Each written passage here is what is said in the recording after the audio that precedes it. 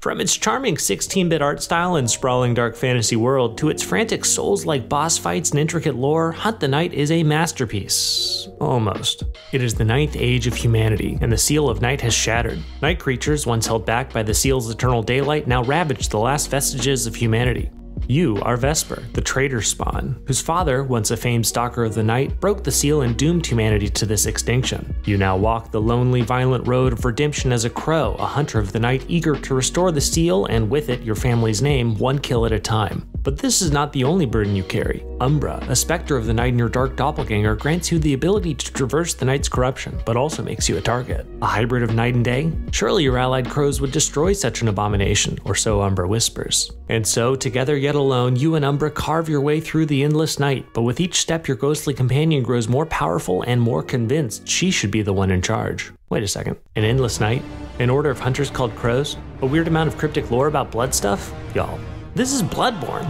True, Hunt the Night's premise borrows heavily from its Soulsy predecessors, and the game's story elements feel overly familiar as a consequence. That said, Hunt the Night's story is easier to digest than were any of FromSoft's incomprehensible narrative offerings, not that it really matters because you're not really here for story, are you?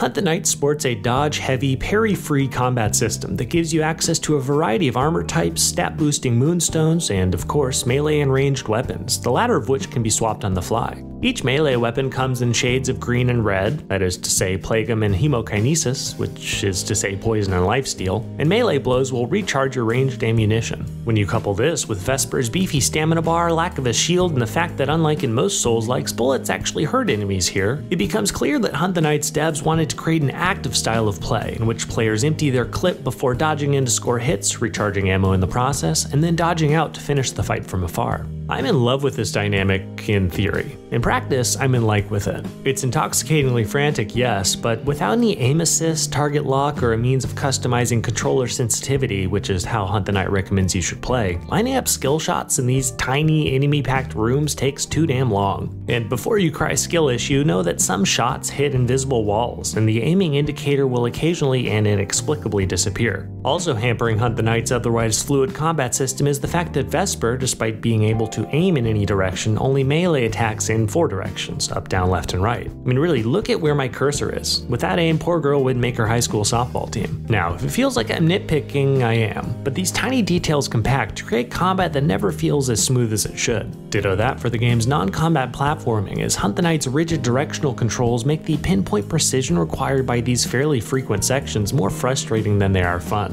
The UI, meanwhile, is okay. Just some minor gripes here and there, like not being able to see the number of healing roses you have left on a white background. Oh, and the thumbnails directing you to hunts you can pick up from your home base to permanently increase your health are laughably unhelpful. Like, where the hell is that? Finally, consider me barely neutral on the game's playability after seeing enemies and myself glitch through walls a couple of times. Worse, my ultimate ability or dark power would not trigger regardless of key binding, so if I made it to the end of the game without it, I'm sure you can with it. Other than that, nothing game breaking, so let's move on to what I do love about this game, because I swear this video's title isn't clickbait. Hunt the Night's world building is masterful. The game sports a wide variety of painstakingly handcrafted environments, from the maze-like bowels of the earth, to the chemical hell of Ashdown Manor, to the lava-soaked space vibes of Ephorus, to the sanguine waterfalls of Bloodisfell. Each biome is a treat to explore, and it's a testament to Hunt the Night's solid level design that, despite the lack of a map, I never got hopelessly lost. Side note, if you do get lost, this lady in her home base will set you straight. While the game's objectives are straightforward to a fault, they inevitably lead you to some truly breathtaking boss fights that build in complexity and difficulty as the game progresses. That said, they never felt hopeless to me, and I was able to get through each in an average of 30 minutes. Much less fun are these gated sequences dispersed throughout each level to prevent you from, I guess, dodge spamming through everything. These usually unskippable sequences just gradually whittle down your health with wave after wave of trash, and they become almost impossible toward endgame. Puzzles, meanwhile, are overly simple if refreshing changes of pace. Though their answers are often obvious and easy to find if you just stop to look around a bit, I didn't mind them and don't consider them a weakness. That said, I do wish they used Umbra more creatively. This game gives you a supernatural phantom and all she ever amounts to is a paperweight. Oh well, on to style. Hunt the Night sports a consistently wonderful visual variety that starts out simple and ends up insane. But some janky animations and an over-reliance on fade to blacks to cover up missing animations holds HTN back from top marks here. Meanwhile, I was surprisingly underwhelmed by Hunt the Night's soundtrack, considering it features legendary composer Hiroki Kikuta from Secret of Mana. For example, consider this moment after Vesper vanquishes the first boss and is treated to one of the only happy scenes in the game.